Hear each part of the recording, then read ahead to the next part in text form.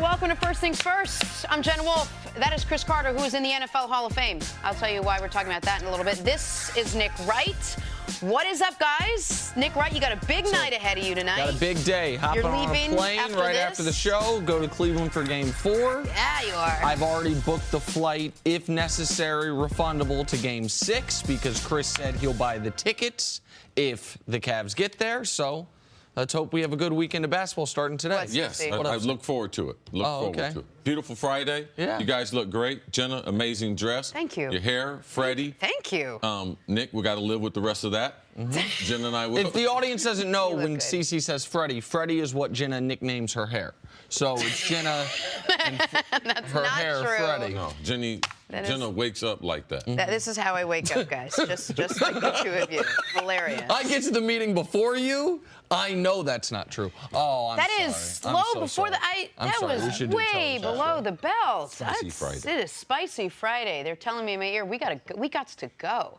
The NBA season could come down to tonight, guys. Game 4 of the finals. The Warriors are in Cleveland. They are looking for their third title in 4 years. I ask you, smart NBA fans out there, should this series be closer than it is? Could the Cavs mount the unprecedented comeback? Would we be in this situation if the Cavs had one Kyrie Irving? An anonymous Cavs veteran player told The Athletic he has, quote, no doubt that they would, in fact, be up 3-0 on the Warriors with Kyrie Irving.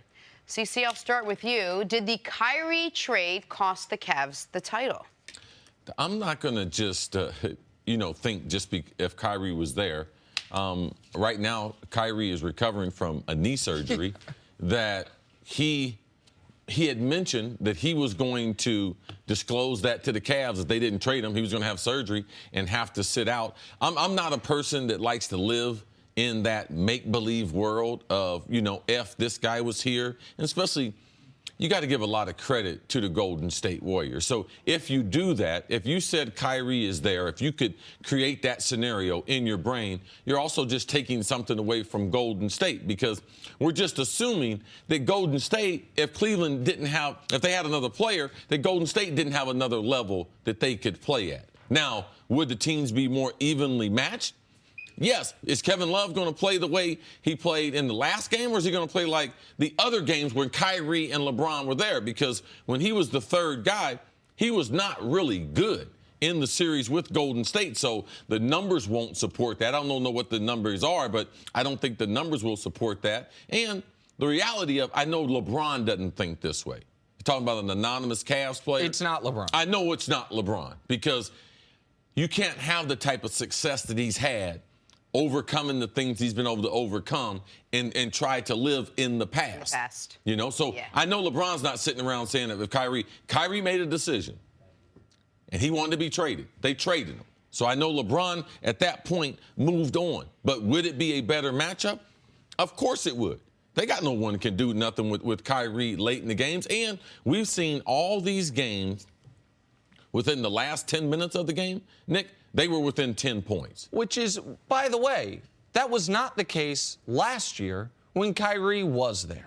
All right, so, I'm going to reject this Kyrie premise. was there, and they were down. They were down 3-0. 3-0 The first two Kyrie. games, they were blown out. Yes. Game 3 was close last year. This year, they ended up blown out in Game 2, but it was a 3-possession game late in Game 2, and it was a 1-point game in the final minutes of Games 1 and Games 3. That's without Kyrie versus with Kyrie. CeCe's first point's the most important one. Does Kyrie staying on Cleveland heal his knee? Even if the I'll have preemptive surgery was a bluff, does the surgery he did end up needing to have not happen? If that's not the case, then what are we even talking about here? If the Cavs want to play, some of the Cavs want to play a make-believe scenario, there's a more interesting make-believe scenario, but it's not about Kyrie. It's about Kevin Love and Kelly Olynyk from 4 years ago. There's a fun thought exercise. If Kelly Olynyk doesn't rip out Kevin Love's shoulder, LeBron's first year back in Cleveland, and Kevin Love is healthy for that playoff run, and therefore Kyrie doesn't have to play as much in the second round against the Bulls on a bad knee, do they win that title? If we want to keep playing the make-believe scenario, if they've won that title and the Thunder don't blow a 3-1 lead to the Warriors, KD never goes to Golden State. Yeah. And LeBron potentially right now today is going for his 4th straight championship and his 6th title to match Jordan. But that's not the world in which we live. If the Cavs, here's something nobody on Cleveland wants to admit. You know the trade that there is no defense for, that we now look back on it? The trade they got nothing out of? The trade that they literally got nothing in return for? Dwayne Wade. Dwayne Wade. How about that? How about after the deadline, when they had to remake their team, and they were smart for remaking their team because LeBron was almost checking out, Isaiah Thomas wasn't going to fit, they had to make those moves. Now, did they get the best players for those moves? That's a different discussion. But the courtesy trade for Dwayne Wade. As a favor, we'll get a highly protected 2nd-round pick we'll never see, so you can go to Miami. You think Dwayne Wade couldn't have been more productive in Jordan Clarkson's minutes in Games 1 and Games 2? You think Dwayne Wade couldn't have been a calming force down the stretch in Game 3? They got nothing for him. So if you want to play make-believe trades, giving a player away because it was the nice thing to do, that one you have more reason to scrutinize than the Kyrie trade, which at least there was a rationale for it. Kyrie demanded to be demanded. So to be that's traded. it. You both said the same thing. These anonymous players, whoever it is, that's like, we could have been better if Kyrie. Kyrie didn't want to be here. Kyrie's the one that asked for the trade. It's not like the Cavs got rid of him and everyone else was like, no, you need to stay and help us. Kyrie didn't want to play for this Cavs team. He didn't want to play with LeBron. He didn't want to play with everyone else. How does that factor in the whole thing? I don't even know if this would have been a scenario. He didn't want to be there. Well, he wants his own team.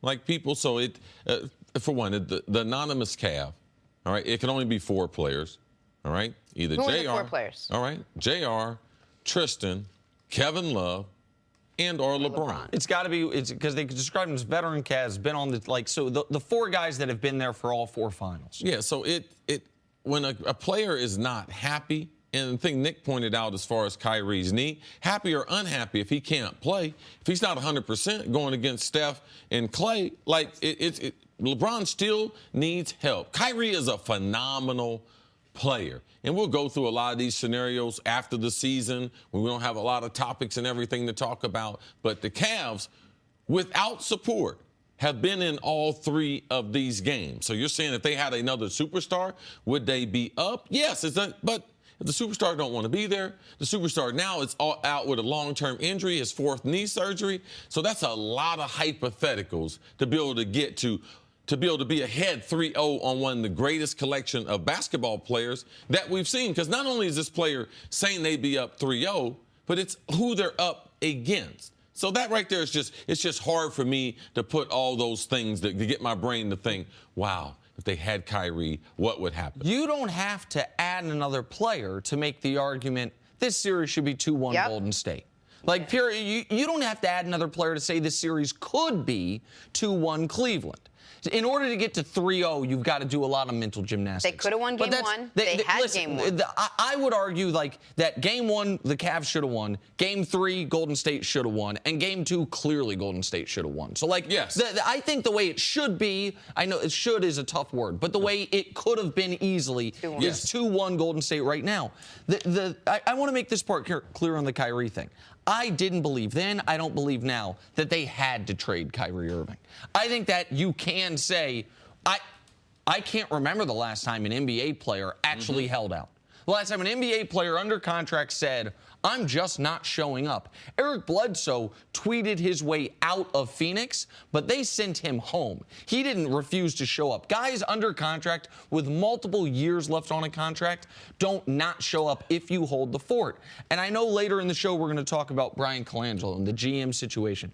Did that play a factor? Having stability at the top of your organization always matters. Absolutely. And could the situation have been if David Griffin were still there when LeBron wants to keep Kyrie? If those 2 guys are your 2 most powerful people in the organization are still in place, then there is a scenario where Kyrie is still a Cav, but that's not the scenario in which played out. And they put a rookie general manager in place that Kyrie was able to put pressure on him. That was actually one of the first moves that he had to do. So as a rookie general manager, man, that's a tough. With the ownership that they have there in Cleveland, if David Griffin is there, I believe there's a different result. And people should also know, with the rookie GM, before Kyrie demands the trade, according to all reporting, one of the reasons he ended up demanding the trade was it got out that the new GM was discussing trade scenarios. Does a veteran GM make sure, listen, if we're going to discuss trading Kyrie Irving, there's going to be 3 people in this room, and I trust all of them with my life, as opposed to a rookie GM that's like, oh, I can trust everyone on the staff, that it's not going to. So there's a lot of things we can do what-ifs about Kyrie. I don't think any of them involve the Cavs being up 3-0 on the most talented team ever put together. All right, let's take a break. Coming up on the other side, you want to talk some football? Why isn't Terrell Owens going to Canton? That's next on First Things First. It's humble.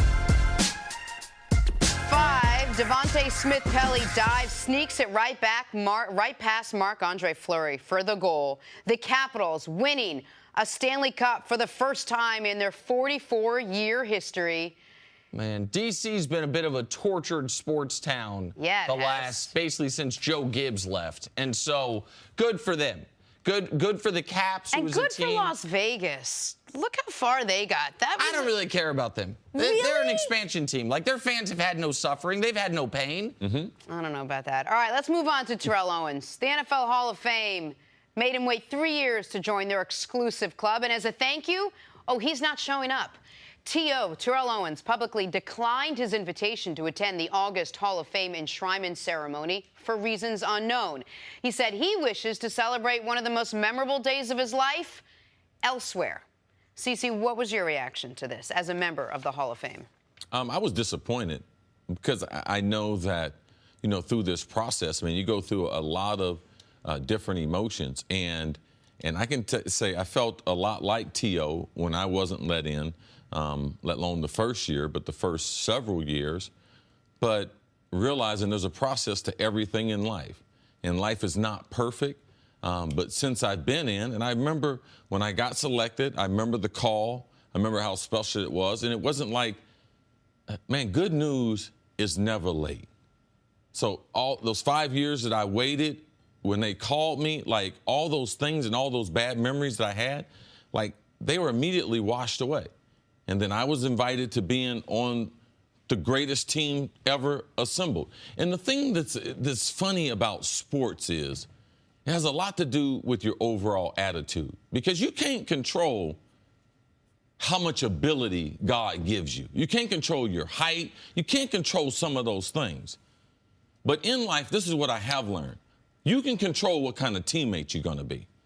Like, you got control over that. We're on an even playing field. There is no one taller, shorter, more explosive. Oh, he got short area quickness. Oh, he can shoot. No, anybody can be a good teammate. And part of the reason why T.O. was not in the Hall, he should have been in the first ballot, was because people said that he was a bad teammate. Now, for me, when Buddy Ryan cut me, he told me there were specifically things that I couldn't do. I was only effective in the red zone. I only caught touchdowns. I wasn't dependable, wasn't a great route runner. Now, I had a couple choices. I could either listen to him and try to take something out of it, or I could be in pursuit to try to make Buddy Ryan wrong. Now, T.O., for me, because I remember in talking to Jim Trotter, who's on one of the 47 people selecting for the Hall of Fame, right when I got selected, he said, Chris, I hope you don't take this out on the voters. And immediately I told him, no, I'm not going to take it out. This is about the people that helped me on this long journey to get here. It's not going to be about me. It's going to be about the people that washed my uniform, the people that encouraged me before I was popular. And it's going to be about the people, when it wasn't popular to be on Chris Carter's bandwagon, that they hung in there with me. I want the world to know, and I want the football population to know, these people were important in my life, and T.O. is going to miss that. T.O. talks all the time about his grandmother raising him and everything. His grandmother is getting robbed of her moment. I saw someone's application, someone in my close proximity, and they applied for a job, a world-renowned job. And what I said about them in my Hall of Fame speech was attached to the application. So for me, I know how much it changed my mom. Man, my mom, they told her so many things. She got kicked out of high school, 7 kids before she was 25. My mom asked me, what are you going to say on that day? I said, Mom, I'm going to make sure these people know who you are and what your story is and how you were my first hero and how much I appreciate what you did for me and everything that the world said about you, how you were a failure, I'm going to let the world know who you are. And that's what I was able to do. So the Hall, once you get in, forget about the team that you're joining, the people that have helped you. It's their moment. So get outside of yourself and don't rob those people of their moment, because at the Hall, we're going to be okay. Like the members in the Hall, over 310 members, we're going to be okay. We're going to have 150 live Hall of Famers at that weekend. We're going to be okay. We wanted to invite T.O. in to embrace him.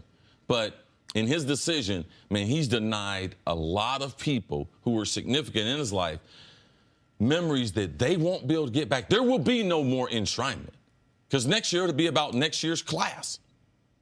So T.O. in being very, very selfish, the voters and all the things that they said, man, he made the voters look awful right in making this decision.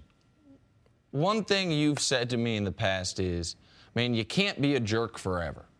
And I like to think, I hope to think when you've said that, you're not talking about me specifically, just as general wisdom. Can't be a jerk forever. T.O.'s 44 years old, man. Enough. He ain't going to change. He is who he is. He is, in my eyes, without question, one of the 6 greatest wide receivers in the history of this game. I went on television, or at the time, I guess it was radio, because it was a few years ago, and talked about what an abomination it was that he wasn't first ballot, what an embarrassment it was he wasn't second ballot. I am glad he got in, because it is about how good of a football player you are. He deserves to be on that team with you guys. But I don't know how many friends he deserves on that team. And I've watched your Hall of Fame speech. I watched it live. I watched it again shortly before you and I met in Vegas. And I watched it again once right before the show started to show my kids. And your high school coach was there. Your brothers who I've met, but also your best friends whose names I can't remember. I apologize. Who you brought with you. Yes. Tiggy, Dwight, exactly. Al Milton. Right. Yes. Those guys. And I also have seen you get as emotional talking about what this meant to you as I've seen you get about talking about anything in your life. And to be this old, not that 44 is old, but this mature, you're a grown man. And to be this petty and this short-sighted is remarkable to me, because this is the last, once you retire, your last great athletic moment is, if you are fortunate enough to be inducted, those 12 to 22 minutes you have on that stage. It's your last other moment of an adoring crowd where all eyes on you, and you can listen, if you want to do what Jordan did and settle old scores, you can. Right. But if you also want to, I believe you could do what Chris Carter did, which is present a side people didn't know about you. People knew your story in Philly, they knew your story in Minnesota, and they knew you on television as, and I say this very respectfully because I yearn to be one, a bit of a loudmouth at times, a little brash, and a guy that knows a lot of football. People, I didn't know you as the emotional family, salt of the earth where I came from guy. You have a chance to reinvent yourself or represent the best version of yourself. And for T.O. not to do it, it's shocking to me. I didn't know that much, or maybe I didn't appreciate that much about the Hall of Fame until and I've known you for years, but until we started working on the show. And I'm reminded of it every morning because when I introduce you, I say Hall of Famer Chris Carter, because that's important to you. And as your teammates, it's important to us because I realize what a coveted position it is and how few people do get in there. And I think what you said is important. For all the whatever you want to call it, that T.O., this reputation that T.O. has built up as a player, playing, and then for a few years after, and the pettiness he showed trying to get in and then pretending he didn't care, but he did care with the jackets and all of it. A lot of that probably could have gone away with a very impassioned, beautiful speech there, talking about who's important to him and maybe why he played with a chip on his shoulder, or what, explaining some of who he is. And we're going to be robbed of it, too, to really understand why T.O. is the way he is. Is there any part of the Hall, the voters, you, a member of the Hall of Fame, that regrets letting him in or considering him, knowing he really hasn't changed after all of this? I know in talking to voters, I know the night before the Hall, in talking to 3 to 5 voters, I know they have regret now because a couple of them said, Chris, it's enough is enough. It's time to let T.O. in. I said, I agree. He should have been in the first time. Like, I didn't believe what they did to him the first time. So you'll never hear Chris Carter say that T.O. was not a first ballot Hall of Famer. That's true. But Lynn Swann, he waited 13 years. John Stallworth waited 9 years. Andre Reed, 8 years. You waited 6? Tim Brown, 5. Chris Carter, 6. That's what the Hall does. Alan Page, the great Alan Page, the honorable judge, Supreme Court judge. He wasn't a first ballot Hall of Famer. Did that ruin the rest of his life? Our friend Michael Strahan, very disappointing. Didn't get in the first ballot.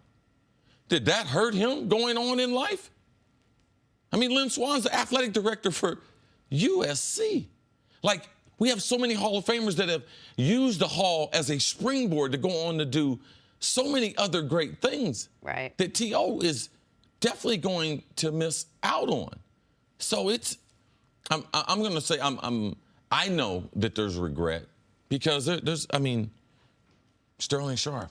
He could have got in. Lester Hayes, L.C. Greenwood, Jim Marshall. Yep. There's other players, Too Tall Jones. There's other players, Jack Tatum. He's not in the Hall. So, man, you should have told the voters, even if you let me in, I'm not going to go. Then, hey, they would have put someone else in who I know would have cried crocodile tears and would have told the story of all the people that were responsible for them getting to what we call football heaven. I just want to remind people one thing. The other wide receivers going in is Randy Moss. Randy, I feel, was treated more unfairly in his career by the media than T.O. was. The media didn't necessarily love either guy. T.O. did a lot of it to himself. Randy's story also is one of overcoming amazing obstacles. Randy is a guy who you talk about when he walked into the Vikings locker room carrying a bag of hot Cheetos and Twizzlers or whatever it was, and the man he's become.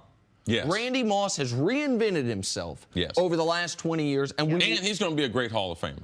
Exactly. Like, he's going to be great. He's going to realize the benefits, all the different programs we have, all the different trips that we go on. Where have you been the last couple years with the Hall? Been to Mexico, been to Israel. Why? Because that gold jacket. Yep. I mean, companies call me and ask me to speak all around the country. Last question typically is, will you bring your gold jacket? And typically that comes with a little extra price and everything, too. But, of course. But it's just amazing the level of respect. Think about this.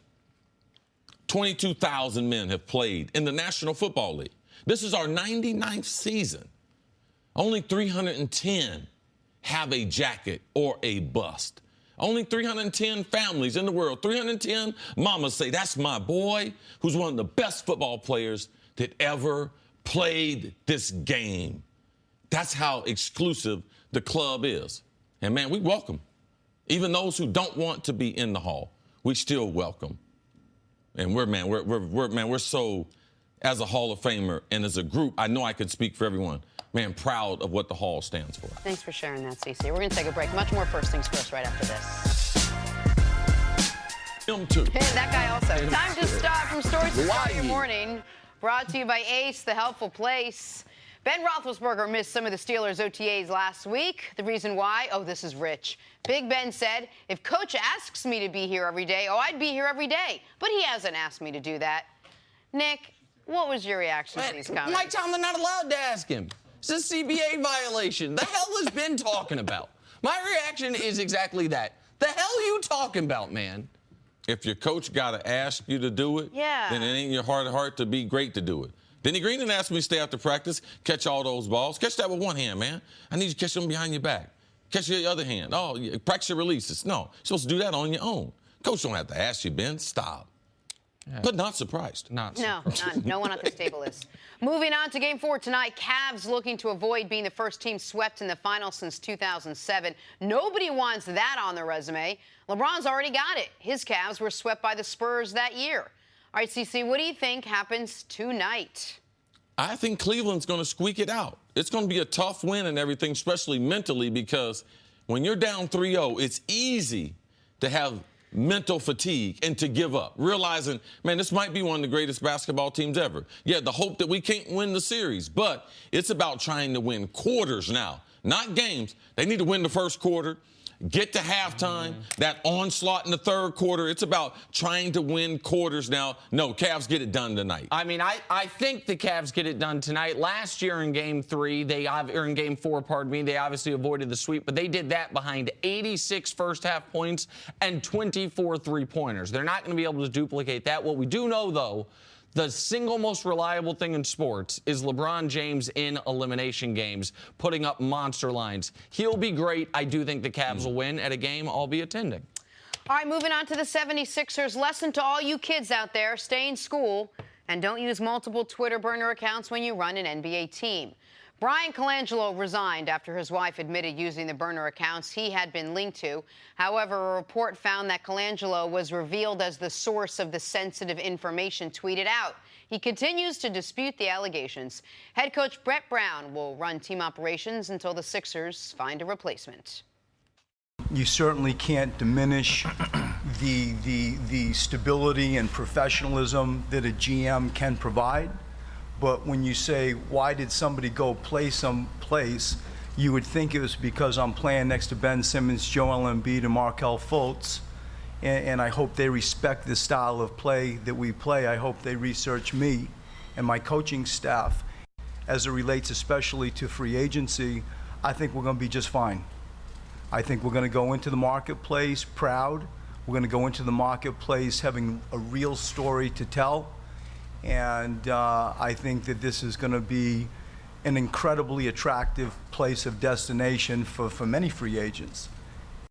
Nick, all that is well and good, but you want a general manager, I assume, to go out and try to recruit the greatest player almost to ever play the game in LeBron James, and this is a very important offseason for the Sixers. Do you think this will impact the Sixers in free agency? Hell yes. Of course it will. Now, I know there's a scenario where it impacts them positively. That by this time next week, they've hired David Griffin. He has the relationship with LeBron. He knows exactly what he's doing. Fine.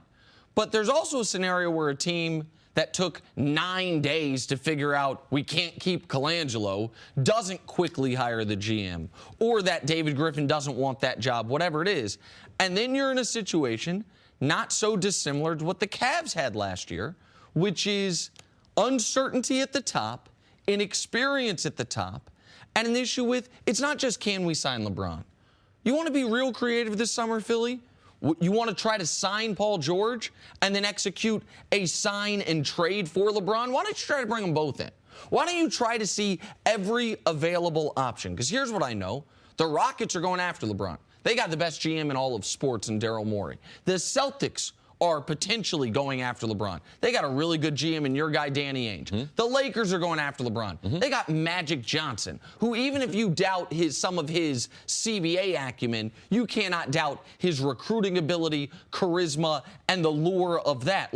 It can't be a good thing that you lost your GM to a ridiculous scenario. Ridiculous. Days before the open of the most important free agency in your team's recent history. Well, it won't be a good thing unless they're able to find someone competent in David Griffin and move on quick. Then it could be a good thing. Yes. It could be just like L.A. LeBron has a home there. There's things in Hollywood LeBron would like to accomplish. So there's a little glitz and glamour there in L.A., but that's also one of the same things that Philly could have with Griffin if they hire him immediately because he's familiar with LeBron and the people who run LeBron's world. So they would have a little edge on maybe some of the opposition. The thing that you mentioned is it's just not one player, and they might have to move one of their assets that they have. So it becomes very important by the end of next week, by the end of Friday, that they're able to get in place. Now, yesterday,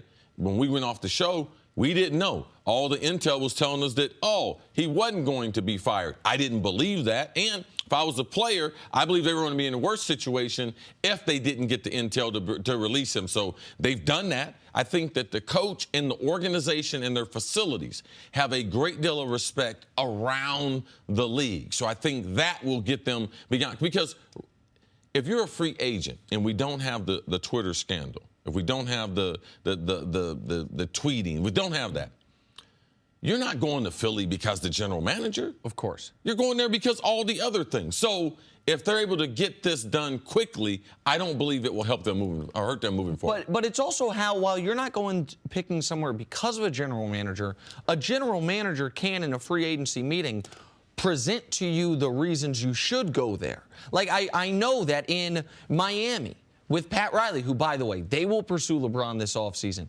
that when he goes to these free agency pitch meetings, he brings Andy something, I can't remember the guy's last name, I apologize, who explains all the tax ramifications. Here's the deal. No state tax in Miami, so even we can't offer you as much money. Yeah, the whole presentation. The whole presentation. Think about the teams LeBron's thinking about.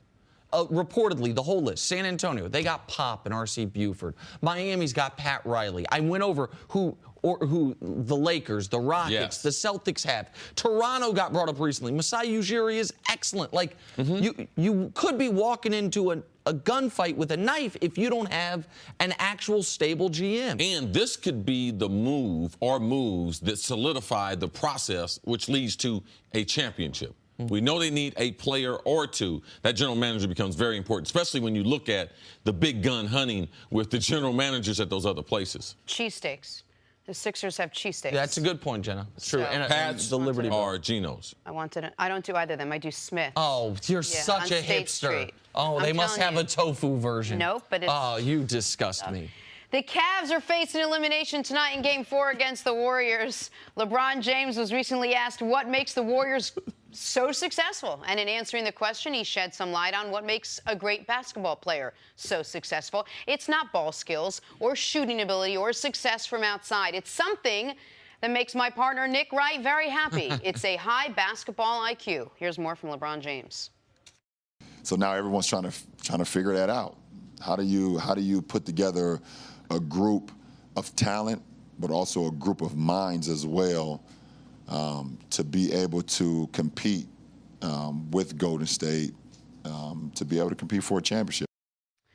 It's smarts. I didn't know it. It was smarts. That was the answer. CeCe, what was your reaction to what LeBron had to say? LeBron is right, because not only Golden State, if you just get consumed with, oh, they get up and down, oh, they shoot threes, like you're really missing who Golden State is as an organization.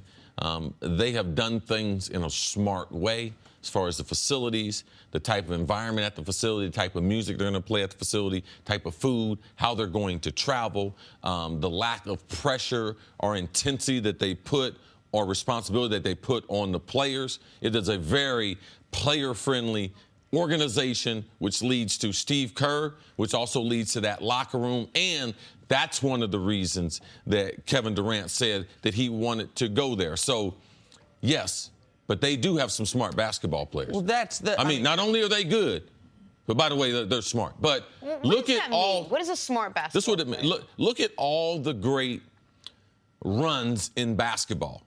You will see these two common things: a lot of talent and a very, very high basketball IQ.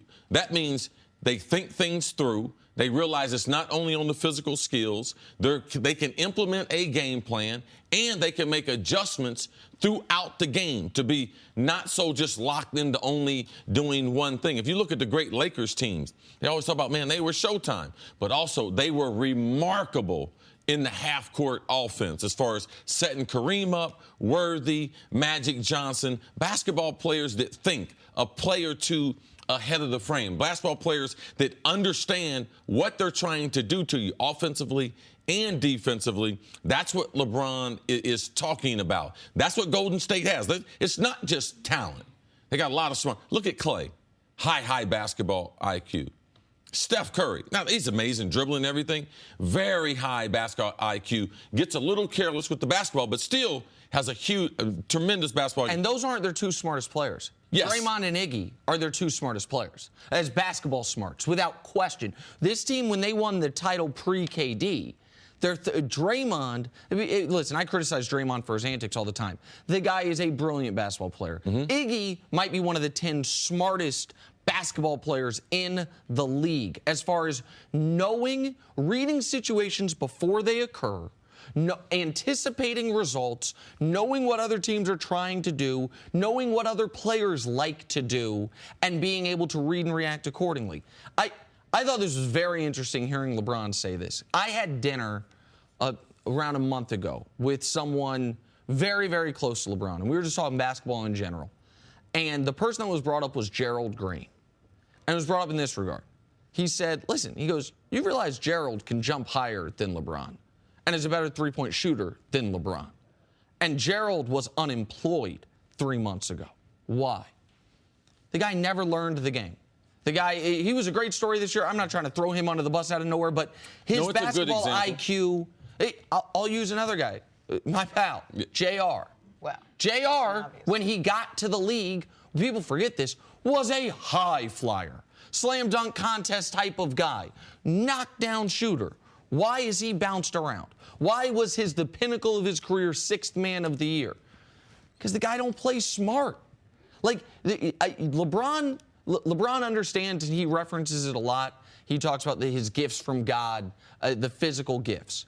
But the thing LeBron believes, I know this, that he believes his biggest edge on the league is, he thinks he's the smartest guy from a basketball perspective in the league by a country mile. That he's lapped the field as far as knowing what teams and players are trying to do. That's why, think back to what he said about Game 1 and the call.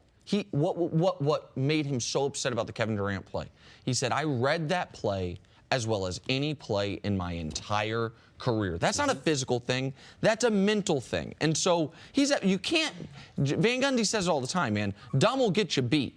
And you can't beat super smart if you aren't super smart. And it's a legacy. If you look at the greatest players ever, Bill Russell, Jerry West, and you want to move a little, Oscar Robertson. I mean, we have been blessed in the NBA that whoever God put the best talent in, he put work ethic and also basketball IQ and smart. I mean, Jerry West is still brilliant till this day. Hakeem Olajuwon, Jordan, is there a Magic, Larry Bird. Larry Bird's running a team. Is there a player that's been successful with a high IQ that just doesn't necessarily have the great skills but has managed to maintain a decent career? Oh, a decent career, absolutely. I mean, you get Shane Battier. I'll jump out. Shane Battier is a good role player, but I would say of the superstars, I would say Steve Nash. Now, he's remarkable as far as his feet and shoot, but his basketball IQ, he could overcome his size. That's how he got those 2 MVPs. And the flip side, the only Pantheon guy that I think of, people are going to give me a hard time about this, that I think of wasn't a brilliant basketball mind was Shaq. Shaq didn't have to ever become that. Maybe he could have, but I don't feel Shaq ever became that because Shaq was so dominant from day one. He never had to hone that part of his game. But Kobe, for all the criticism I give him, Kobe is a basketball savant. And you see a lot of that now in you see it in the detail thing, like those guys. It's hard to be this great at any sport, but particularly basketball, which is a bit of a ballet, and not have the IQ, the basketball IQ that goes along with it. All right, I'm going to use my IQ to read what's in the teleprompter now. I can do that because I'm so smart. Coming up, how much will losing Julian Edelman's suspension hurt the Patriots? That's so perfect! First things first, Chris Canty, it goes together, boom, beautifully. Absolutely. Love having you here. I appreciate that. It's great to be here. I'm going to go start talking now. Let's That's do what I'm this. going to do. The New England Patriots, more specifically, Tom Brady got some bad news yesterday. He might not have his favorite receiver to throw to come week 1. Wide receiver Julian Edelman is facing a 4-game suspension for violating the league's performance-enhancing drug policy. The policy is you can't take them. Okay? Edelman missed all of last season with a torn ACL. Would be a tough blow to the wide receiver core, which lost Brandon Cooks and Danny Amendola in the offseason. Chris Canty, how big a deal is Edelman's 4-game suspension for Tom Brady and this Patriots offense? Well, it's an issue because Edelman, when healthy, is one of Tom's favorite targets. So you look at him, he's had 381 targets over the past 4 years. Of course, he was out all of last season. So this is somebody that Tom is comfortable throwing the football to. And the Patriots, their offense is largely productive in part because of what they get from the slot position. And Edelman is a master when it comes to being a slot receiver and being able to pick up those yards, keep the chains moving. Now, it's going to look a little bit different with Edelman out of the offense, not being available for that slot target. You know, he lost Brandon Cooks, who was a big receiver for him last year. They're going to have to plug in Jordan Matthews. They're going to have to look at some other options, maybe production out of the backfield with Sony Michel, one of their draft picks. That's how they'll try to offset it. but that's where those targets will go while Edelman is out of the offense. Well, and so this is a tough one for me because my gut reaction is, man, you lose Brandon Cooks, you lose your left tackle. Now Edelman's gone the first 4 games of the year. You don't think the defense is going to be great because the defense was bad last year, so even if it improves, the improvement goes from bad to average, not bad to great.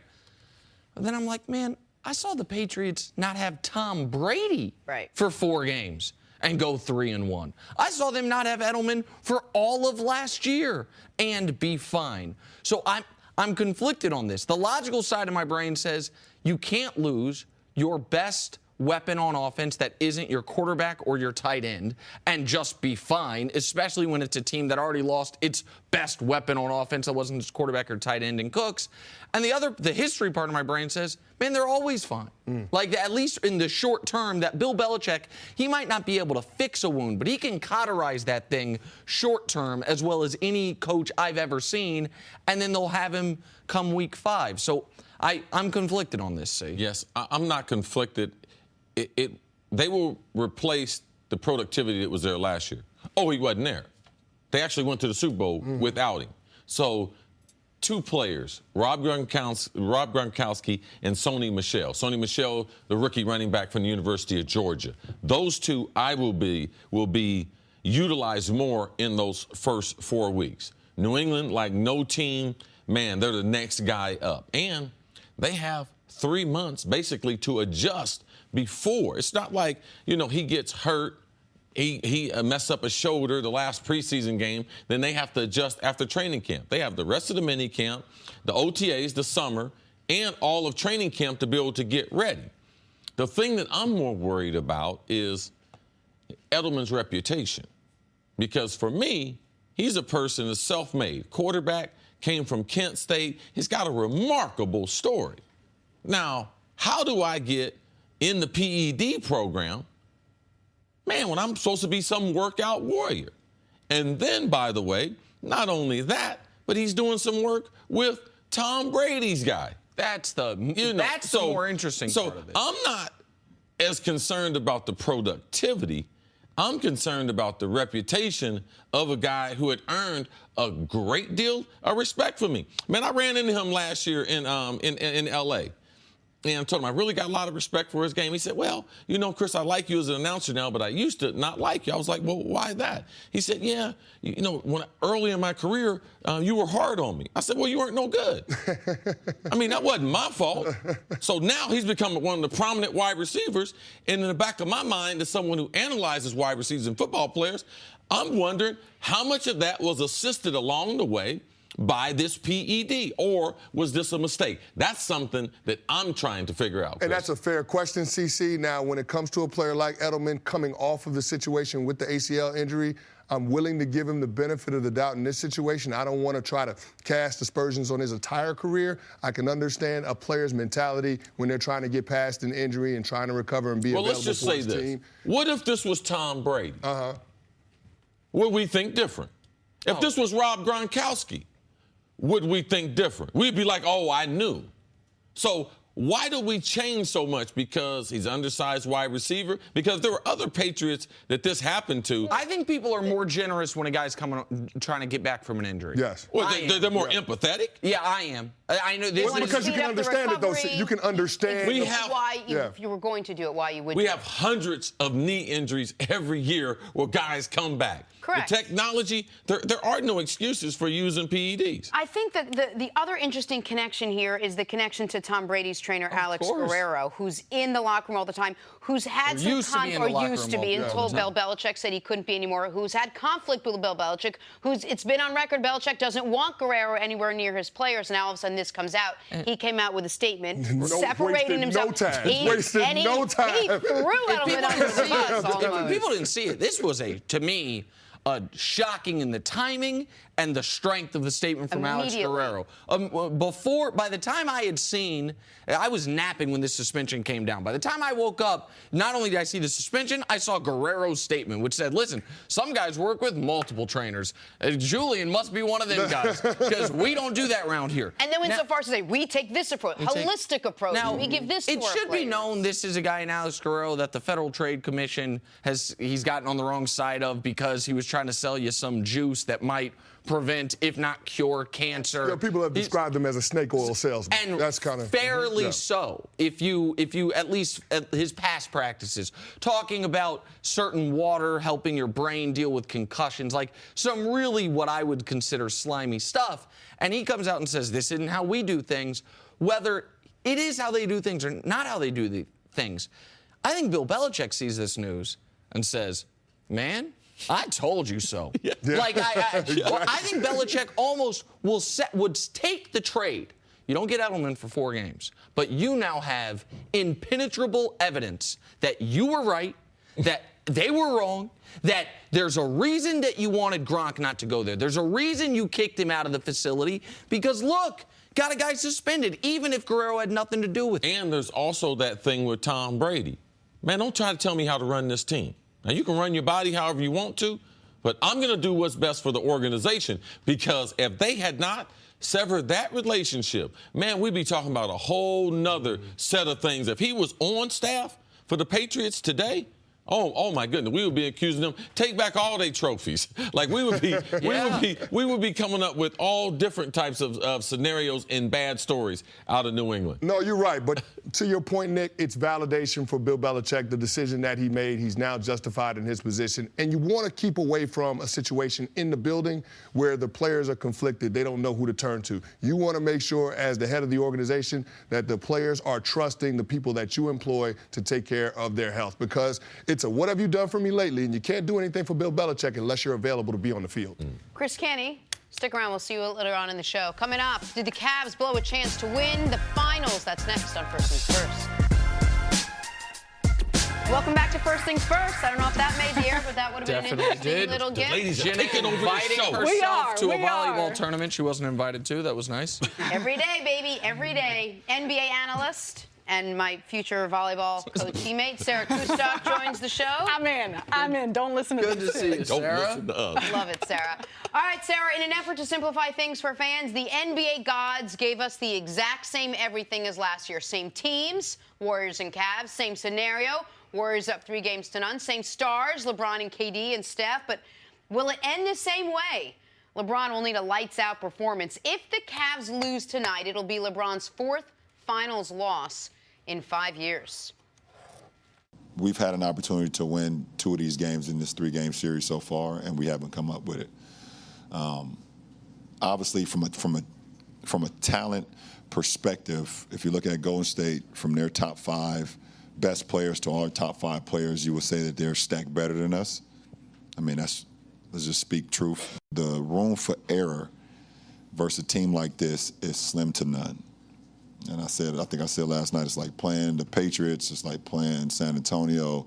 The room for error is slim to none. And when you make mistakes, they make you pay because they're already more talented than you are. But they also have the minds behind it too, and they also have the championship DNA. So.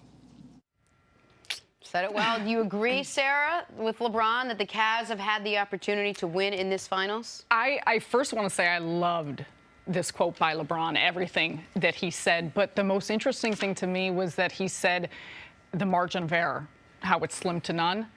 Draymond Green yesterday, he came out and he said that we know that we don't even have to play our best game and we can still win. And to me, that's the mentality of both of these groups. And I think LeBron talking about the opportunity to have won 2 games, not so much about winning the series, but being up 2 games, absolutely. Without a doubt. And this goes back to game 1, and we are going to talk about this till we're blue in the face.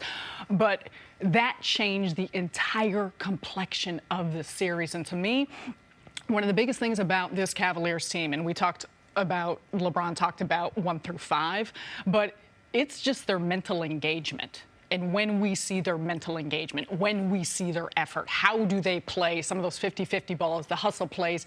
And to me, they're a team that when things are going well, it's great. They play for each other. We see the bench, we see the activity, we see how enthusiastic they are. When things are bad, it's bad. And they fracture, and I think that's where things started to fall apart and got us to where we are. Listen, I don't think it's fair to say the Cavs should be up 2-1, because I don't think that's accurate. I think game 2, the Warriors were in control of throughout. The Cavs could have stolen game 2, but it would have been stealing. But that's a lot like LeBron. There was opportunities in those 2 games that they could have won 2 of those games. In games 1 and 3, there were opportunities, but I also want to let's go back to game 1 and just, if the game had ended with JR getting that rebound, going back up with it like everyone wanted, and him missing, and the Warriors win in overtime, then yeah, we're still upset, or people are still upset about the call, the overturned call, but we can go back to that call. If in real time that had been called a block on LeBron, then nobody cares. Like, that was a 50-50 call that could have gone either way. Right. It was only because the referees, I believe, went outside the rules to change the call, and then the JR blunder. But either team could have won game 1, and either team could have won game 3. So I always look at series like, okay, your 50-50 games, just split them. So what should the series be? Probably 2-1 Golden State. It's hard for me to sit here and say the series should be 2-1 Cleveland, even if more breaks go their way. Yeah, you can't just. This is what I always like to bake into it. Well, what if Golden State would have been pushed? Because they're a great team. Like, they don't have any different levels that they can go to. Now, Cleveland, we know they don't have the luxury. If they don't play well, they will lose. Golden State does have. They do have that in their back pocket. But also, when you have more talent, when you have more shot makers, when you have more options, no matter, Steph gets in foul trouble. Okay, they get out of it. KD goes on fire. Steph can't hit a shot. Clay is unbelievable for a couple quarters. So they have so much talent. They also have the ability to flip a switch on and off. Like, they could play terrible for the first 2 quarters and decide the third quarter is when they're going to step it up and win a game in the third quarter. The Cavs don't have that. They can't flip a switch. I agree, but I do think that the Cavs have different levels. And we've seen even a guy like J.R. Smith, and I'm not saying I think the Cavs would necessarily be up 2-1 or that they would win the series, but I do think each of their players is fragile in the sense of their confidence or in the direction that they move. And I also think, and with the Warriors, maybe like they can flip a switch. They were playing in a game 7 at Houston, down at the half, double digits, and they turn around and won that game. But to me, they were a team that Houston pushed them to the brink. So how would they have responded had the Cleveland Cavaliers actually won game 1 on their home floor? Right. Jen, I think you make a good point about flipping the switch, but I want fans to understand sometimes flipping the switch is not a negative thing. The Cavs haven't been able to flip a switch because they're not very, very athletic. They're the oldest team in the playoffs. So, yeah, they go through lapses, but they can't flip a switch and go from playing good to playing great basketball as if the Warriors can. When you talk about flip a switch, people always think it's a negative. But you can be a great team and go from a good level to a great level and sustain it for a long period of time. So that's also another version of flipping the switch. But the other point about margin of error that you allude to, and that when Draymond says we don't even have to play great, I mean, that is the part of this series and the part really about the Warriors that frustrates people so much. Game 1, Kevin Durant has a bad game. He's 8 of 22. He's inefficient. And guess what? They win despite it.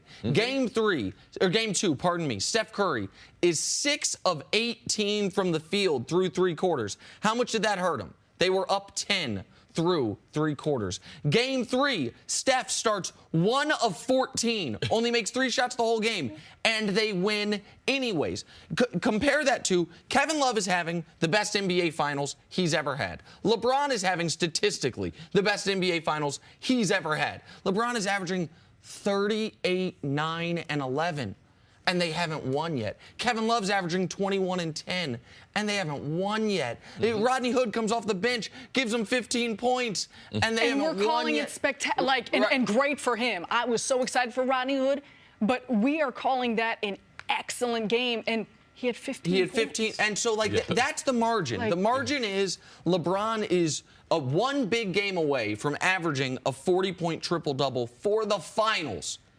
And they're down 3-0. That's why, if you're LeBron, you obviously are thinking about where you play next. And if you're a fan of any other team that doesn't have LeBron, you say, you got to be kidding me. In sports, it's one of the unwritten rules. You never root for injury. But if you're a fan of Oklahoma City, or if you're a fan of Portland, how do you go into next season not saying, man, unless someone gets injured, the hell are we doing here? Like, that's the frustration. All right, Sarah, we'll see you a little bit later on in the show. Don't leave us. Coming up, why is Deion Sanders trying to get Dez and the Cowboys back together? Oh. It's next on First Things First. Stanley Cup final, Game 5. Devontae Smith-Pelly dives. Woo! Sneaks it past Marc-Andre Fleury for the goal. How about the Capitals? Caps win a Stanley Cup for the first time in their 44-year history. We're happy for them. Alex Ovechkin, So with the championship, he now has 3 MVPs, at least 3 MVPs in a championship. 31 of the 32 guys in all sports who have ever done that have won a title. Do you know the one guy who hasn't? I got no clue. Barry Bonds. I'm concentrating on something else. Go ahead. How many times in National Hockey League history has there been a guy named Devontae? A Devontae goal in the Stanley Cup for finals. real. Now, seriously now, this is remarkable. I swear I was saving that joke for the last hour of the show. I knew it was coming. I was going to try to walk you to it. We did this in an hour. Yeah, you know awesome. That's well good. done. That's good. Devontae. We continue our short break from NBA brother, Finals coverage to check in with our Des Phenomenal. Bryant watch. At last check, he was still unemployed. It's been nearly 2 months since the Cowboys broke up with him, and Des has yet to find a new team. However, one Cowboys legend is suggesting Des and Dallas get back together. Deion Sanders says, let's just apologize and say, Des, I'm sorry. I made a mistake. Come on back. Cue the Marvin Gaye tunes. Oh, yeah. That's how it works. CC, should the Cowboys actually consider re-signing Des Bryant? Work your magic on him, Jenna. That's how it goes. Is that what you do? What's up? How you doing? Let her leave on a high note on this one. Keep going. Yeah. Hey, Jenna, Yeah? this one's going to end like a lot of your dates. Not so happy. What? That was so well set up. I mean, I know, and First of all, all my dates end well, but in Deion, it's amazing, like these Cowboys that have played for Jerry Jones, how they always chime in on the Cowboys situation. I'm always, because their takes on them are very, very homegrown, I would say.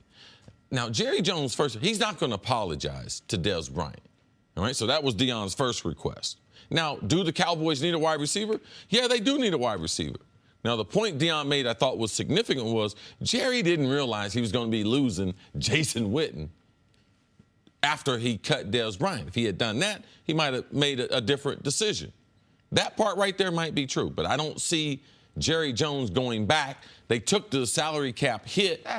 They took the worst thing they could do for Des Bryant, the worst thing for the Cowboys. Correct. They said, okay, well, we're going to take that right now. So it's hard to backtrack. Explain that to me. Listen, the signing bonus money, you prorate it over multiple years down the road. If you cut a player, you got 2 options. You can take it all at once, or you can designate post-June 1st and take it over the course of 2 years. They took it all at once this year. That's the hit. That's the hit. Yes. So they are they have money against the cap this year. I believe it to be $8 million that they do not get to spend for a player who's not on their team. Oh. And so had they gone to Des and negotiated some form of contract reduction, you're still accountable for that signing bonus money, but he's on your team, and it wouldn't be the full $8 million right now this year. Yes. So the idea that they're going to take that hit and then add more salary cap money on by whatever they pay him, even if it's just $1 million. Now it makes this sense. is the type of thing that it can be a little frustrating to me because obviously, listen, Deion Sanders knows exponentially more football than I do. I would never think otherwise. I believe him to be the best secondary player in NFL history. I have tremendous respect for him. But when some guys like that, because of his level of credibility, say things, people take it as if it's a real option. It is not a real option. It is not, because of the cap situation, because of that, this is not a real thing that can happen. It might sound good, and I know much like when LeBron's talking about people say, they're playing video game basketball, this is fantasy football. This is not, even if we didn't know Witten was going to be gone, when Des and Witten was the real conflict. Because of how they cut him and what they did with the cap, it would be I don't want to act like it's impossible. It would just be contractual malfeasance to take that cap hit and to then bring him back when you could have just done a salary reduction. But just out of curiosity, take the salary cap out of it. You know Jerry Jones and this Cowboys team. Does this organization, would this even happen? Is this something they do, cut a guy and then realize, oh, we're out of options, we'll just bring him back in? It depends on how it's done.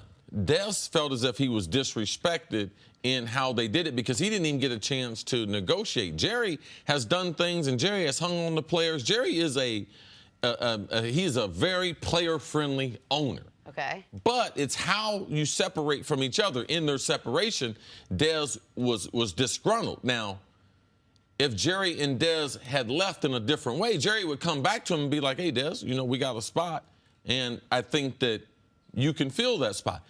The Dallas Cowboys will not upgrade the position of Dez Bryant. Now, they can come up with a bunch of stories. We'll talk about the productivity, but they will not get a better resolution to their wide receiver problem better than Dez Bryant would have been. But that ship has sailed when Jerry decided to take the salary cap hit that Nick did a great job of explaining to our fans. And lastly, who's the last person you think Jerry Jones apologized to that he didn't have to? Doesn't strike me as a guy that does a whole lot of my mistake, I apologize, please forgive me. Yeah. Not a lot of self-made billionaires are in the unnecessary apology business, and that's who Jerry Jones is. All right, we got to take a break. Coming up, should Kevin Durant start a new super team this offseason? That's next on First Things First. Back here in First Things First, and it's time for Say What? Alex Ovechkin won his first Stanley Cup and playoff MVP last night, and he has a suggestion for the Capitals fans who shared the moment with him. Say what? Okay, quickly, anything you want to say to any of your fans? Fans, we did it. Get some beers, get some whatever, and start celebrating. We're the Stanley Cup champions. Washington Capitals, baby, woo! From the very first day that I started covering hockey, which was in Rochester, New York, the Rochester Amerks, which was the Rangers AHL team? No, it was the Sabres AHL team. I used to say to these guys in the locker room, don't you want to put your teeth in right before you do any kind of post-game interview? You don't want to do that? And they always say, I don't care. No, nobody cares. Players, it's man. Hockey, and it's so gritty, and I love it. They got a different level of toughness to them. Yeah, that right there, I don't know if I can win. I know it's the euphoria of winning the Stanley Cup, winning the championship. Don't think I'm going to be taking too many drinks out of the Stanley Cup. Oh, there's a lot of SWAT germs that go around. Man, but if people didn't watch this game, like Washington, the Capitals in particular, have had a tortured sports history. They're up 3-1 in the finals. Yeah, talk to us, Nick. Talk to the people who didn't watch Just at the end of the second period, tail end of the second period last night, the Las Vegas is on a power play because of an Ovechkin penalty. Las Vegas scores right before the end of the second period, take a 3-2 lead. There's a little fight behind the net. You worry, you wonder, is this going to be the start of a Capitals-esque collapse? They rally in the fourth. They get in the third, pardon me. They get 2 third-period goals to secure the Stanley Cup. It was a great game. It was the only hockey game I've watched all year, as is tradition for me. I will watch the deciding games of Stanley Cups. It was fun to watch. One more quick question for Nick before we move on. How much money did Vegas lose on Las Vegas? Oh, no, not winning. No. They would have lost a ton had Vegas won the Stanley Cup. Millions of dollars. A lot of people in Vegas bet them like 500 to 1 before the season. Time for stories to start your morning, brought to you by Ace, the helpful place, 76ers GM. You'll get the gambling thing down around season 3 of the show, Jenna. I had 8 point. It was just the wrong one. Brian Colangelo resigned after his wife admitted using the burner accounts that he had been linked to. Head coach Brett Brown will now run team operations until the Sixers find a replacement. Nick Wright, will this affect the situation with the Sixers in free agency? If they don't hire a GM quickly, how could it not? Yes. Now, maybe it positively affects them if they bring in David Griffin before the end of next week and they get it up and running. But we saw in Cleveland last year, not having an experienced veteran GM in place can damage you in the offseason, particularly if you have to execute a trade or if you're trying to sign a major free agent. And I know that the players are relieved, and that message sending to potential free agents, I know, will be inviting. They got great facilities. They got great young players. And let's not forget, it's about style. They got a good way of the way they play basketball. Play good defense, get up and down, hit the threes. That's a very favorable style. But man, the storybook is leading towards David Griffin coming in and bringing LeBron. Moving on to LeBron James. Speaking of which, he has often been criticized for not being aggressive enough driving to the basket. He responded to those critics by saying this isn't a video game where you can just turn fatigue on and off. Nick, is the media too harsh on LeBron James? Well, listen, we talk about him more than we talk about any other athlete, so there's going to probably be some undue praise and some undue criticism. But this is an important point. We act as if because LeBron seems inexhaustible, that he is literally inexhaustible. He plays 47 minutes a game in the finals, and people wonder why he might ever take plays off. Even the commentators, who should know better, constantly harp on, LeBron's got to be in driving mode. LeBron's got to be in driving mode. He's driven to the basket more than any other player in these NBA playoffs, in these NBA finals. People just think he should be able to do it every single play. That's impossible. Yeah, it's not realistic. LeBron should keep playing the way he's playing. And also, if we were being fair, people just talk about LeBron complaining. LeBron don't get the type of whistle. He gets a whistle like Shaq. He gets fouled a bunch more than they call. So if they called all the fouls, he would go to the hole more. Gets a whistle like Shaq despite being 6 inches and 85 pounds lighter than him. Finally, the New England Patriots, more specifically, Tom Brady, got some bad news yesterday. He might not have his BFF, his favorite receiver, to throw to come week 1. Wide receiver Julian Edelman is facing a 4-game suspension for violating the league's performance-enhancing drugs policy. Chris, how big of a deal is this 4-game suspension for Tom Brady and this Patriots offense? The Patriots have shown the ability to be able to adapt and be very game-specific each game. Say, well, what do you mean by that? Well, they might have a game plan where they might run the ball 40 times in the game. They might come out the next game, they might throw the ball 50 times. So for them getting through a 4-game stretch with a wide receiver who is the most dependable slot receiver outside of Gronkowski, they'll get through that. And they went to the Super Bowl without him. He didn't play all season, made it to the Super Bowl without him. Is it hurt by their loss of the running back to free agency? Is it lost is it hurt by the loss of Amendola, free agency going to the Dolphins? Yes, it's hard to, but their running back, Sony Michel, drafted out of Georgia, big-time prospect, a better receiver than he is a runner. So he'll assume some of that productivity, I'm sure, early in the season. And I look for Rob Gronkowski, not only to get an adjustment on his contract, but he is going to take over and be the dominant receiver of that productivity that comes from Edelman not being there. But the thing that I am worried about, I'm worried about his reputation, what he's established himself as. Drafted as a quarterback from Kent State, has really worked himself, been a pro's pro. Now, how much of that was because of a potential PED? Because once you're found guilty and suspended, how much of his success can be credited to that. That part I don't know. So that's the part that I struggle with. And that's the part I think fans are much more like me on this one than CeCe. I think fans, when it comes to pro football, don't really care that much about the performance-enhancing drug stuff. I also think a lot of fans feel like, well, if you're just doing everything you can to come back from a knee injury, that was my reaction. But what fans need to understand... What if it was Rob Gronkowski? Yeah, again, I wouldn't... If it was Rob Gronkowski, it would be such a big story. If it was Tom Brady, it would be a huge story. Now, I can understand the reason why is because I know how hard it is to work, Nick. All right?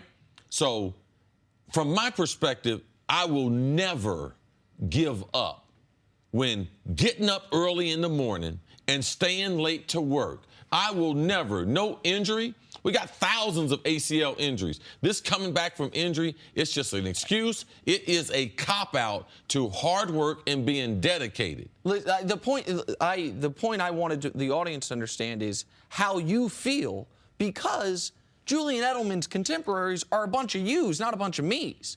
Like, the fact that the fans might say this don't matter to us doesn't mean it doesn't change how teammates and competitors feel about him, because I think your mentality is much more similar, obviously, to the players. But you make the point if it was Gronk or if it was Brady. Yes, very often it's not about the crime, it's about the criminal. Very often it's about who did it, not what they did. But I want to bring up a different name here. And that's Alex Guerrero and Bill Belichick, right? Like, Guerrero came out, Jenna. What did he do right after? Immediately. Right after this. I mean, he took as strong a stance as you could possibly take, defending himself and the work he's doing with some of these players because of the strained relationship he has with Bill Belichick. I did not do this. Some of these guys hire their own trainers on the side. He threw Edelman under the bus. I mean, threw him under the bus. He could have released a statement that says, listen, I work with Julian all the time. I find this to be impossible that it's anything other than either a false positive, tainted supplement. He did none of those. He's like, listen, Julian must work with some other people because it wasn't from us. But if you're Bill Belichick, I truly believe this, while he would never admit this publicly, that Bill Belichick, if he was offered the choice, you're going to lose Edelman for 4 games. What you're going to gain is full armor, impenetrable defense, that you were right about keeping guys away from Guerrero, that you were right when you told Tom Brady, your guy can't be around anymore. I think Belichick would make that trade because he now gets to be able to say, see, guys, this is why I don't want you working with him. But does this put Tom Brady in a precarious position because he sort of became the middleman between Belichick and Guerrero? It doesn't put him in a bad spot, but I'm going to tell you, when Bill Belichick addresses the team and tell them, listen to me, I know what I'm talking about, Tom's still going to be able to do what he wants to do. Gronk can do what he wants to do. All the other players can do what they want to do. But, you know, a lot of times as a coach, he say, I hate to tell you, but I was right again. And I'm sure that Belichick is reiterating that to all the staff members in New England. Yeah, I also think Gronk's leverage just got a little bit stronger in wanting that contract adjustment and wanting more money. They need him a little bit more now that's interesting. At the very beginning of the season. All right, let's move on to more basketball. And Kevin Durant, he could make the entire free agent landscape very interesting by opting out of his deal in Golden State. However, making things interesting is not KD's biggest priority right now. He confirmed that by telling the world, I'm planning on staying with the Warriors. Durant is on the verge of winning his second Finals MVP since joining Golden State 2 summers ago. Nick, should Durant even consider leaving this team? Whether he should or shouldn't, it appears to me he is. There's a big difference between I'm planning on staying with the Warriors and I'm staying with the Warriors. There's a big difference between, in a different interview, he did one interview with Rachel Nichols. Yeah. He did another interview with a print publication where he said, yeah, I mean, I think I plan to, sure. He was asked, are you going to be back next year? He goes, yeah. I plan on it. And, well, he said, yeah. And then he said, I mean, I know crazy things happen in free agency. And so the door is slightly ajar. And the case that I would make to Kevin Durant is he's done everything he needs to do in Golden State, assuming they finish this and assuming he wins Finals MVP. If Kevin Durant wins Finals MVP, he'll be on this list of guys who have multiple Finals MVPs and to have won Finals MVP for every Finals they've won.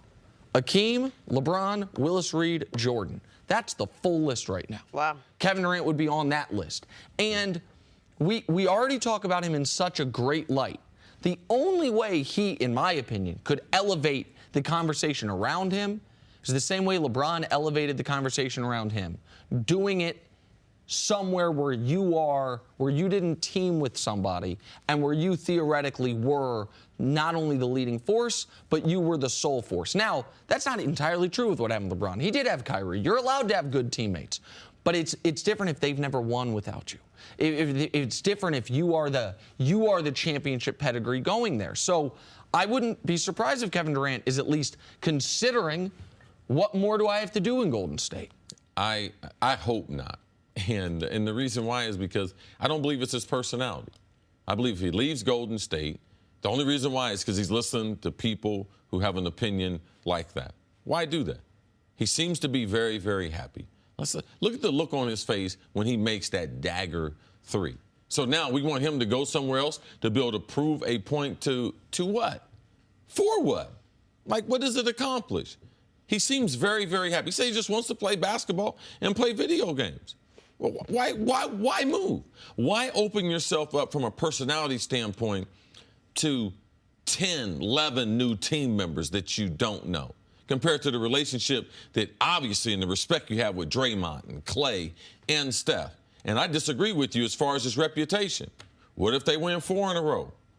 Win 3 in a row is huge. Winning 4 in a row. Like, yes, I believe Kevin Durant can enhance his legacy by staying exactly right where he is, continuing to play with the group of players and continuing to be special. We already say they're one of the greatest collection of talented players that we've seen together.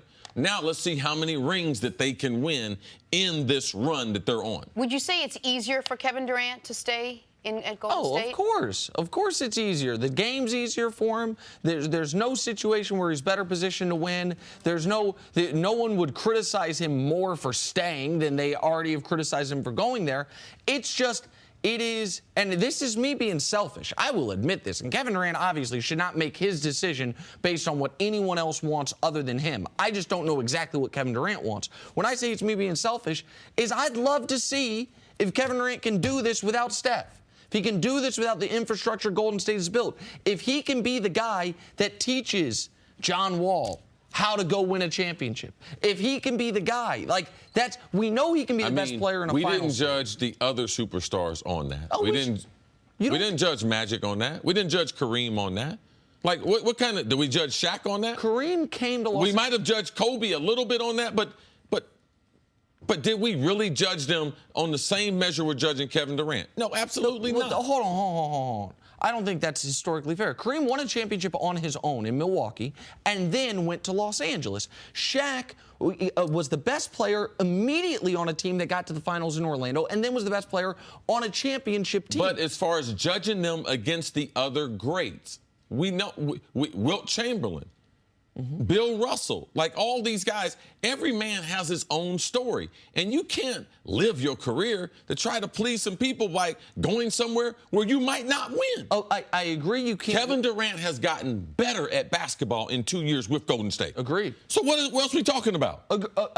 I will use the LeBron example. LeBron got better in Miami. He then used the lessons he learned in Miami to take Kevin Love, who'd never been to the playoffs, to take Kyrie Irving. LeBron was on a personal mission to go back to Ohio. He had reason. Kevin Durant has no reason to leave Golden State. Except that people think that, oh, I want to see you without no talent. Well, not without no talent. Hold on. Nobody's saying that because I want to see you play with less talent. Yeah, absolutely. I want to see. You saw it in OKC. And they absolutely could have won a title there. Okay, but there's no need for.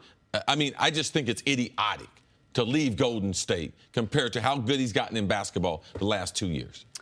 All right, let's leave it there. You heard it, KD. I know Coming you're up, watching. did the Kyrie trade cost LeBron another ring? One member of the Cavs thinks so. One member of LeBron's Cavs thinks so. That's next on First Things First. Welcome back to First Things First. My girl Sarah Kustok is back with us. You got it, my girl. That just came out of nowhere. I'll take it. Take it. From you, I'm in. I'm in on it. Awesome. Love having you here. What's wrong, Chris Carter? Oh, nothing. I My love girl it. Jenna. Yeah, that didn't come out of nowhere. That was planned. It was? Yes. Hold on a second. Of course. Yep, you're right, my girl Sarah. That's right there. Hey, Sarah, the NBA season could come down to tonight. You already know that. Sarah, Game 4 of the finals. Couple questions looming. Should this series be closer than it is? Could the Cavs mount the unprecedented comeback? Would we be in this situation if the Cavs had Kyrie? An anonymous Cavs veteran player told The Athletic he has, quote, no doubt that they would be up 3-0 on the Warriors with Kyrie Irving. Sarah, do you think the Kyrie Irving trade cost the Cavs a title?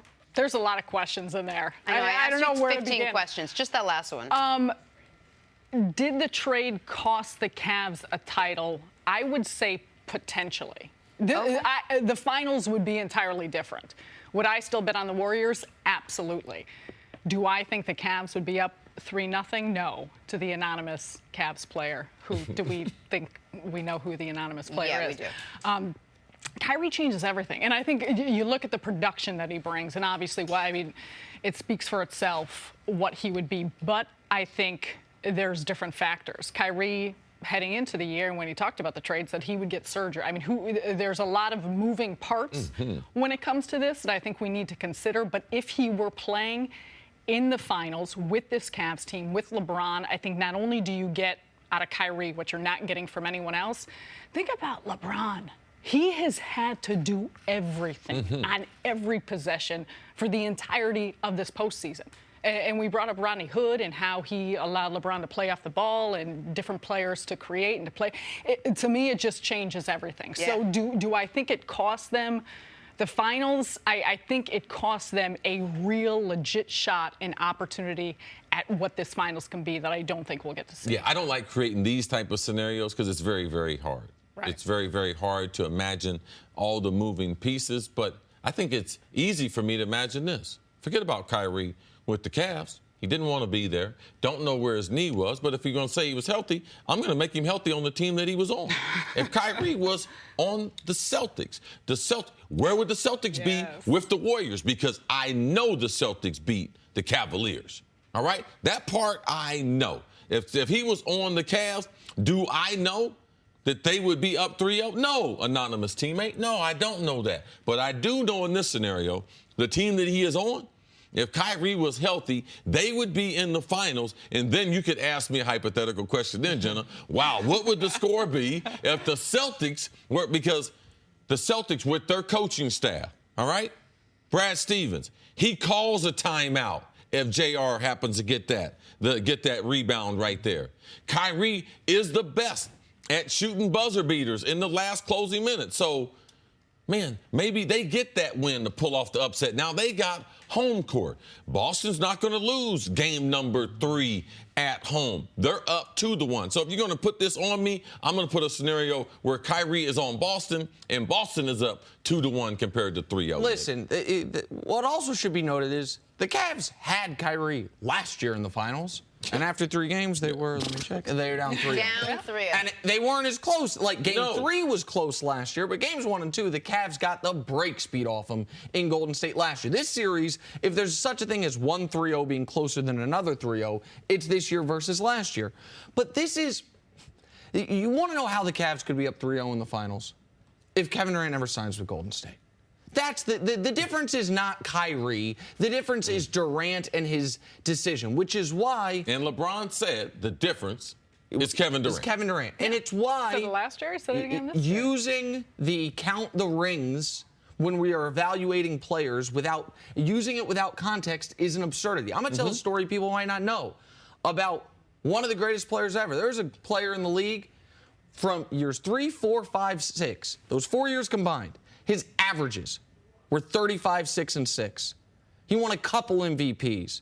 His team struggled to get out of the first round. Never made the NBA Finals those years. You know who that guy was?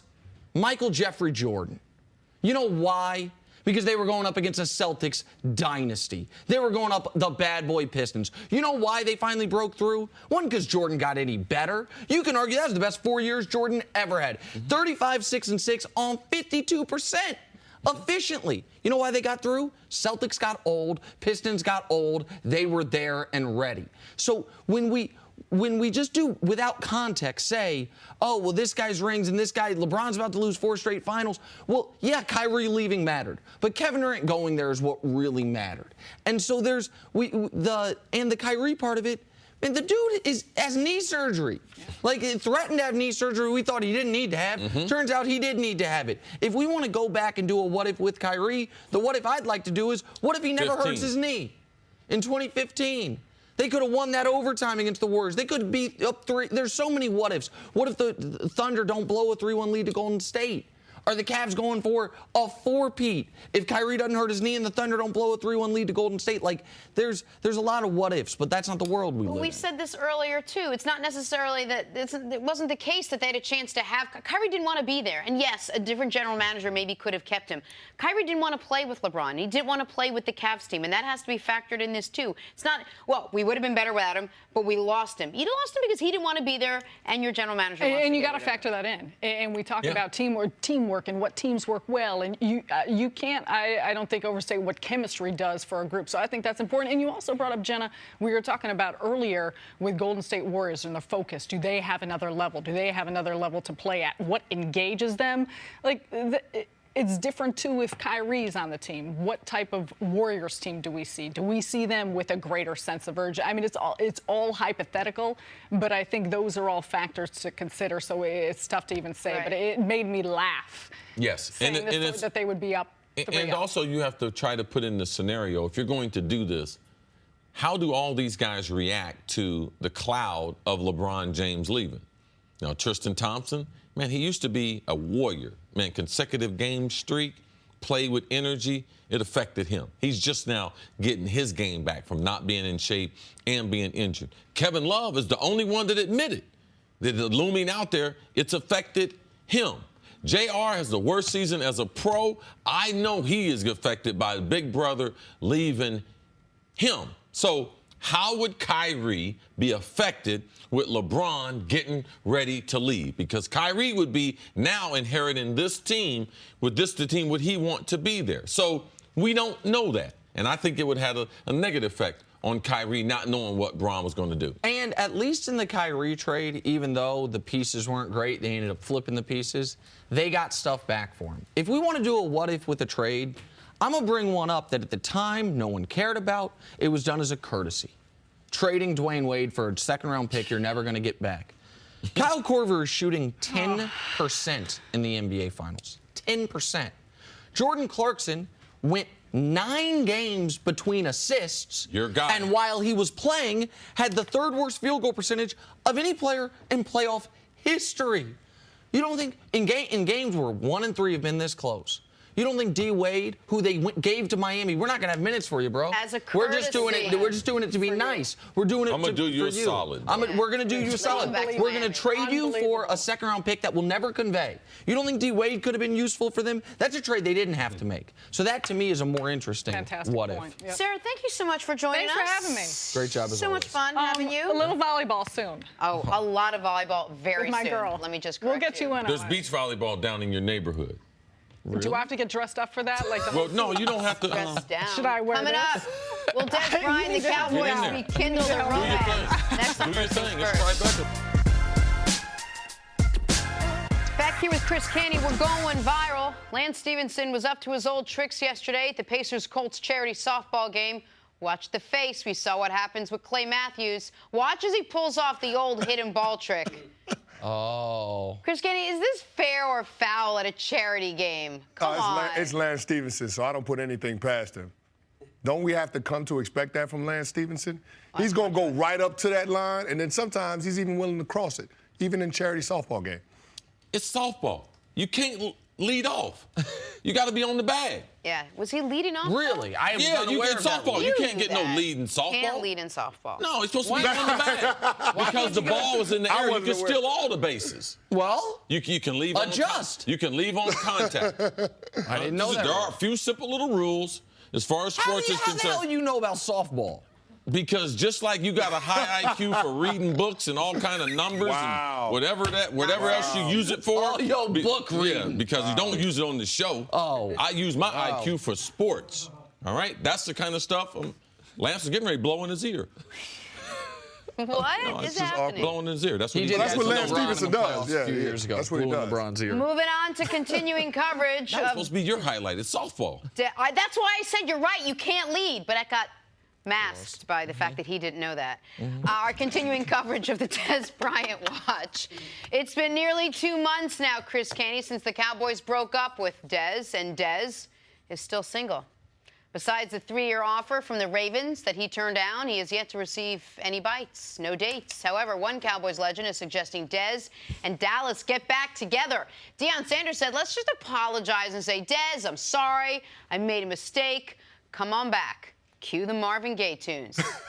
No, really, cue it. Oh, yeah, Little love Des. song there. Okay. What's up, Cowboys? All right, I like How you it. doing? I like it. Yeah, what's up? Yeah. So uncomfortable. No, Right. it's so comfortable, Nick. No. Wow.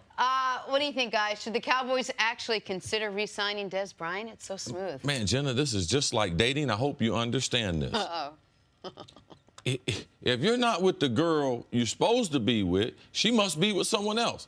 I'm saying that to say, Des is a team out there, but right now, you know what they're doing? They're dating all them rookies. They're dating all them other free agents. Rosters at 90 right now. They're sharing love around. They ain't ready to go solo dolo yet. And and what's going to happen is, after these mini camps and OTAs, Jenna, you're going to start weeding through the process. You know something? She don't like to work out. You know something? She don't eat tofu. You know something? Bone broth is killing her. You know what? I don't Something- like this person. You know something? And that's just what's going to happen. They're going to break up with them late in the summer and then bring in some veteran players, as we heard Coach Pagano say on the show a couple days ago. Let's look at these younger players first. Let's give them an opportunity. And then later on, you end end up going back to something faithful, someone you used to date a while ago, Jenna, whose name is still in your Rolodex. But what you're describing is not what the Cowboys will do. Yes. There's 31 teams that could do that. The Cowboys are not one of them. No, they're not going to do it. And for a lot of the reasons that you outlined when you discussed the salary cap implications and why once you burn that bridge, you can't go back across that water. Cowboys are not going to sign Dez Bryant. Once they decided to move on from him, that was a situation where they were going to try to figure out how they're going to get production from some of the other players that they have on their roster. Now, they didn't see the Terrence Williams arrest coming. They didn't see Jason Witten retiring.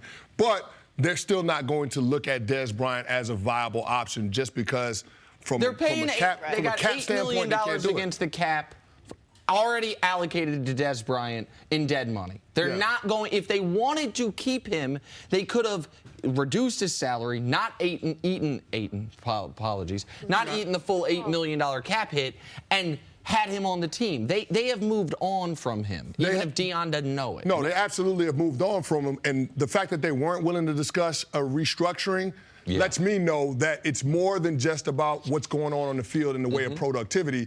It's the impact that Dez Bryant has on that offense, and most importantly, Dak Prescott. Because this year is all about trying to figure out, can Dak Prescott be our franchise quarterback for the foreseeable future? It's year 3. We saw Dak Prescott in year 1. He was outstanding. We saw Dak Prescott last year, and he struggled without Ezekiel Elliott in the lineup. He wasn't quite able to get back on track. So the Cowboys are trying to figure out, what do we have in this quarterback? Is this our guy? And if it is, let's try to capitalize on this window where we don't have to pay him $20+ million a year, which is the going rate for a franchise quarterback. Let me go back to Dez for a second. I understand everything you're saying, but what does it say about Dez Bryant that they're willing to say, we trust he's going to be on the open market? This is a guy that's not past his prime. He's still pretty much in his prime. We know he'll be there at the end. That's a false You think he's past his prime? He is. No, wait, he's past his production prime, but is he past his football prime? Well, he shouldn't be, but he is. He shouldn't be, but he is. Okay, yes. I mean, we now know that Dez Bryant's prime was years 3, 4, and 5.